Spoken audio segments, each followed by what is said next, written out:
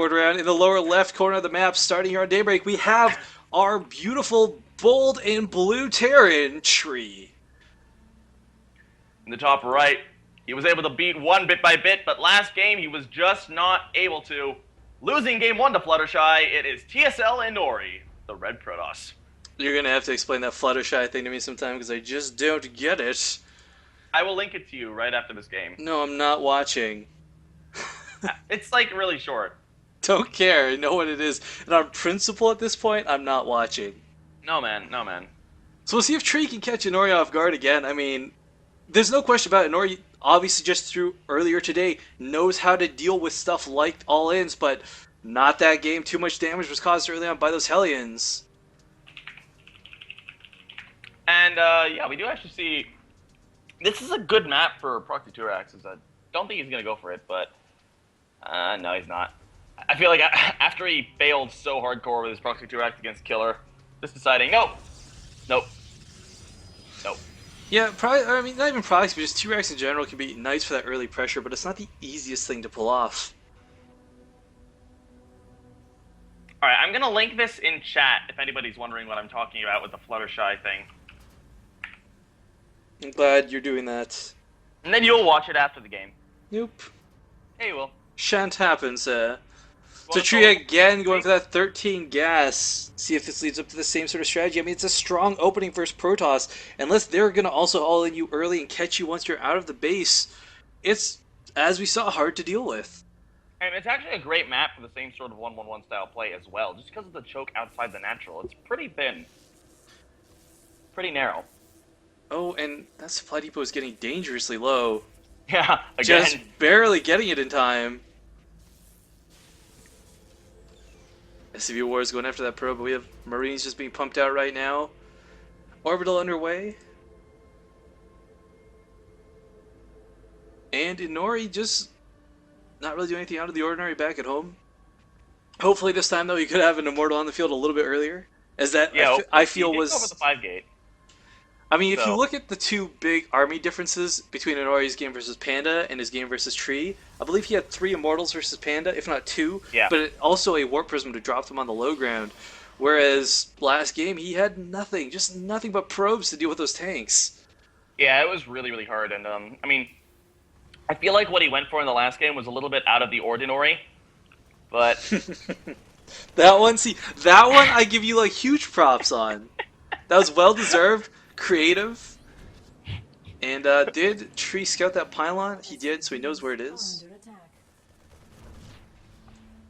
Ooh, and a unit not so often visited. We have a Reaper on the way. Oh man, this is like, nope, never mind. No, I got excited. I got so excited. Aw, that makes me really sad. I was excited too. And the fact that coming down to the low ground. To the low ground? Is he going Marauder Hellion? I think he's going to go Marauder Hellion. Yeah, just interesting placing considering he knows the pylons there from Inori. A little bit of a risky move, but... I don't know. We'll see how this pans out for him. Marauders, of course, very good early on. Zealots come at you, you just slow them with a concussive shell. Stalkers coming at you, beat them down with bonus damage to armored. This is actually kind of interesting. There's a pylon... like right next to the factory, but it can't see it. That's what I was talking about earlier. I'm curious why he placed his factory there. It was very bold because he knew that the pylon was there. And and ladies and gentlemen, SCVs have already been pulled. This is going to be the earliest form of all-in. Dun dun dun dun dun. And it already actually blocked by that, but he has no idea what's coming. Of course, he does have the watchtower. He's supply blocked again, but like this pylon that's finishing will only allow him 3 supply to work with. Not even, just 2. But Inori sees this coming, as he does control that watchtower, trying to get that Zealot back home. And these SCVs, all they need to do is eat a couple shots from those Stalkers, and the Marauders will wreck them. SCV's going a little early. A little bit over-eager. Yeah, a little bold from those SCVs. But that Zealot being taken out almost immediately. 5 Stalkers is a force to be contended with, though. A bunker even coming down here from Tree. If he can get this bunker up, which I don't think he will, yeah. Not quite. Very, very ballsy. Yeah, he's waiting for a few more units here, and this has actually been shut down very, very well by Inori, and there's an expansion coming up behind this from Tree. Yeah, he's wasted quite a few units trying to do this. A lot of those SCVs just picked off, really not tanking any real damage, just for the trade Yeah, of he one lost 5 Zella. workers. Wow. So Inori's in a great position here. Much better than last game, no question about it. Yeah, just rallying the troops back home, getting the command center up, and with the command center plus mules, he shouldn't have too much trouble closing this gap, despite losing 5 workers.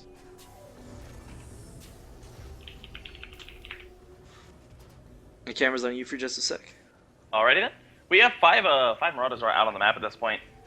And that's going to be enough to shut down this Stalker heavy composition that Inori has if he were to decide to go for any aggression. I don't think it's likely. He is in a pretty great position. Look at the workers. We have 36 to 27. Inori vastly in the lead as far as workers go. We do have the second command center finishing up here for Tree, so we will be able to morph that into an orbital command and then have double mulage. Reactor coming on down on the factory. And wow, third base coming out of Inori. Sorry if you already said it. Hellions moving out, but towards it, so we will scout it. Yeah, but there's no probes up here. It's gonna be hard to maneuver around these stalkers. Not to mention a couple force fields. Although if he could snipe those just sentries, putting pylons everywhere around the map. Oh, and if Tree's paying attention, he could easily snipe that sentry with these Hellions. But no, it's gonna just be pushed back for now. As again, we got a large Marauder and Marine contingency coming across through the middle of the map. But and it was the spotted. medevac did lift up those Hellions, so we are going to be seeing a bit of two-pronged harassment here. The Observer does see the army repositioning, so Inori can get in position quite easily, but he's going to have to split his army very, very well to deal with this. Dropping into the main, this can be so devastating to the mineral line. 4 Hellions are not easy to take care of, and as soon as he sees that the Stalkers haven't moved back, he'll just move forward with those Marines and Marauders, and let the BB Cube again. I love this, Inori leaving some probes behind to soak damage, while the rest escape, sacrificing 5 instead of all of them. And a robotics base finishing up, meanwhile pushing up the side. Not quite, as he's a little afraid of those sentries. Marauders are falling back, stimming even just to get away. We did see, he did actually even out the worker count a little bit. He's only 6 behind at this point, so that was nicely done by Tree. And he is going to drop the Hellions again to try to pick off 1 or 2 more workers here at the third that are being produced. But nice reaction time by Inori. He does lose 2 workers. Oh, he does snipe both of them, yeah, very nice. But not the end of the world for Inori. He is still ahead. There is no third CC on the way yet for Tree, so... And we have the highest HP scout in the world moving out right now, that factory. Floating across the map, gonna pretend it's an overlord.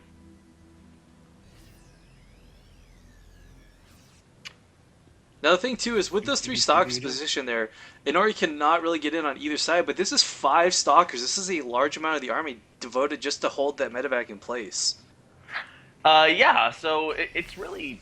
We're talking about, like, pretty much a 400 minerals worth of damage units, and Inori is sacrificing about 600 to 150 just to hold that. Oh, and look at this. This Nexus could actually go down very quickly, but no, picking off those stalkers that are out of position. I like this. Oh, man, this is going to hurt him a lot. He should get the Nexus. No, he's actually not going to. He's going to run away. Back out, but I mean, it's a smart choice. You don't want to lose any units right now. There we go, coming on back. Trying his best to do damage while avoiding the army here. It's getting a little bit hit and run off. I think he does have the numbers that if he were to straight engage, if he picks off that Immortal early enough, he would win that fight, but this medevac still... Colossus, though. This medevac is a huge threat to Inori. He can't afford to move his stalkers from the main, because if he does, he's going to lose his mineral line. Yeah, so I actually do feel like he could have sacrificed a couple of units to kill off that Nexus, and it would have been worthwhile, especially with his own third finishing up right now and on location. So he's done a very good job of evening this game out, though, all things considered. He's still down by 10 workers, but the triple mules are definitely going to even that out quite a bit. Yeah, his early aggression was shut down, but he's been making the best of it. There's no question about it. We do have +1 weapons finishing up here any second. That might just be the cue to move up. But again, Colossus plus extended Thermal Lance near completion as well. 2 Colossus even. Here comes the double drop towards the natural, but there are 3 stalkers in position. This could be dangerous. Tree does see those stalkers going around them a little bit. And this is actually going to do a lot of damage here. 3 stalkers not enough to hold against this many units. And look at the split. He does leave forces here at the third, ready to defend. I like this not being drawn completely out of position. Oh, but he is moving out of position. He's moving the wrong direction to try to pick off that one Marauder, and here comes the army stimming on in. Is it going to focus on the Nexus? It is going to. And will he get it? It's going to be close. Yes, he should get it. Goodbye. And that Nexus falls, and supply blocks him too, lifting off to the main and drawing these Stalkers out of position. Now those Hellions are viable once more. The double drop coming back into the natural as well. Still a lot of units in there. Going to be able to pick off a lot of workers, and TSLinori doesn't know where to go with his units. He's a little flustered, but you can't blame him. This is some ridiculous harass from Tree. And Tree doing so well here. He's killed off a total of 17 workers this game, and now he actually is only down by 4 workers once again. And the medevac that has the 4 Hellions in it does make it out alive, as we see over here in the top left of the map. It's a real Saving Private Ryan moment. But with the workers killed plus mules, I think Tree finally has the superior economy that he's been poking towards all game. And just looking around, we actually have seen, as you said, we've seen Tree doing like MVP level harass, but we haven't seen TSLinori doing anything to try to harass Tree. He's been forced to stay home the entire time. So yeah, he had all those pylons placed throughout the map too. He could have warped in a couple units here or there just to run in and do some damage, but... Oh my god, look at the resources lost. Oh wow, that just says so much about the game, but it's still only the mid-game. This could turn around in a heartbeat for our Protoss player. We're getting to the point now where Storms and EMPs are going to be important, very, very important. The Ghost Academy is not out just yet, but the Templar Archives is coming out, and as you were saying, when it comes down to Storms and EMPs, the game can turn around so fast. And Tree, I'm not sure he kind of sacrificed 3 Hellions for that one Stalker. Don't entirely agree with it. We do have 2 Marauders coming up to the 3rd location. And yeah, gonna try to pick up a couple workers. Why not? Not necessarily the best usage of them, but 2 workers killed. Well, when you're keeping your opponent down, you're keeping your opponent down, even if it's only 2 workers at a time. It is much worse to lose workers than army units. Everyone knows this. We do have 4 Vikings going to start picking off at these Colossus before the engage even happens. Oh my! Already half health. This 3rd base is so dead. Just gonna put that out there. Yeah, no way for TSLinori to really hold this. And he's supply blocked again. Tree is doing amazingly. His Ghost Academy going to be finishing up as well. He's got 2 tech labs coming up on those 2 new barracks. And +2/+2 on the way, +1 ship weapons just to make those Vikings even more viable, and Mobius reactors starting on up for the Ghosts. Yeah, these 4 High Templar, when Storm completes, they'll have plenty of energy for Storms, and Bio's not easy to maintain through Storms, but we'll see. Tree's definitely very effective at his unit control. We'll see if he can keep that up for the rest of the game. Oh, we have a double drop coming on in towards the main here. Does he have the units? No, he does not have units in position to defend against this in Tree. And he scouts that to confirm it. That Warpin is not going to do enough. 2 Zealots versus 2 full medevacs. Those Zealots, oh, and this Colossus might be out of position if he's not Oh, careful. No, just lifting up instead. Yeah. Warping in Templar as well, so... Oh, and a drop at the 3rd happened while this went down as well. Did not catch that, but it is being cleaned up. And not too many workers killed this time. He is dropping down outside the 3rd again. The Protoss army does see it, so this will be shut down pretty easily. And he does pick up as many units as he can to run away. Not as much damage dealt there as would have been wanted. He will pick up this empty medevac by the look of it. And it's a shame because he is severely drawing this army out of position. He could have, if he had units positioned, he could have moved in and taken out that natural entirely, but this whole Protoss force has been moved, and he's got to realize, oh crap, I can't do that. I'm fighting Terran. Yeah. He has a War Prism on the way, which is kind of nice. And look at these Vikings. Upgrades are... Wow, upgrades are severely in favor of Tree at this point. We have... just taking a look, I think we have 1-0. Or yeah, we have 1-1 for TSLinori, and it's going to be 2-2 for Tree any second. And look at these Vikings. They're going to get so much damage off on these Colossus before the fight even begins. They also have +1, so they do more damage as well. Yeah, look at this. Tree actually has a 4th up now. And this posturing is just ridiculous. Ghosts almost have close so they can maybe get in there and try and EMP things before getting seen. But oh, a drop at the main happened. I didn't actually catch this. But unfortunately, there's not a whole lot here to pick off at this point. It is almost mined out entirely. does pick off a couple of Stalkers. A nice little trade. Look at that micro, though. Marines. He is picking up the low Marines to deny the Stalker hits. And yeah, he's going to be able to deny some gas mining here, which is absolutely crucial, especially with him having this 4th base established and a 5th command center on the way. Also a 2nd starport on the way down. They both have very even worker supply. Finally placing cannons down at the natural, realizing that drops are not going to stop this game. And oh, we're going to see the clash of the Titans as the armies are about to move into each other. No split here from Tree. Oh, and look at one Colossus falls immediately, and that's critical. You need to keep that unit alive. The Templar are so wildly out of position, not even close enough for storms. No cancel on that 4th expansion either. Inori losing 400 minerals there, and there's a nuke on the way. Nukes, by the way, I've seen nukes used for zoning so much more than damage, and it can be so very effective. We have this warp prism moving around here. It's not actually got anything loaded in it, but he does have it queued up to go towards the main. And unfortunately, Tree maxed out, can't build anything at home to defend this. However, being at the main, the only thing he's going to lose is maybe some production structures. He actually does have units at home already, so he's in a reasonably good position. He is going to be pushing on in towards the natural now. Oh, and everything's wildly out of position to deal with this. Archons here on the front lines. Will we see EMPs go down? We see feedbacks going down on the Medivacs here immediately. I'm waiting for that storm follow-up. We see a pre-split. Storm's going down on those Vikings, but he's lost too many units at this point. Those storms are just too late. It looks like he will hold, but he loses so much here. If he lands the Vikings, he would actually have a much superior count, but no, actually just opted to pull back with them. And where's that Warp Prism? Did it do anything? Or was it picked off by that Viking? It was picked off by that Viking. So both these players basically leveling out their supply count very quickly through that engage. The other important thing to notice is that Inori pulled probes to help defend that. Not very many, but he pulled about 10 probes, still 32 which all workers went picked down. off. So he's down by 10 workers at this point. Yeah, no Templar left. He's only got Archons on the field. And 3-3 is... Like, 3-3 is almost done for Tree, and he's got +3 ship weapons on the way as well. So Colossi are going to be essentially useless. And we have he a has not nuke the map right now, but he's getting a double robo up, so... I can't wait to see Tree use this nuke. And he's just at the point now where he's just like, oh, well, look at my supply. I've got 20,000 orbital commands. Let's just send all of my kamikaze SCVs in. Why not? It gives you the superior army count as well when you don't have to rely on them for mining. Indeed. You only really need them for gas at this point.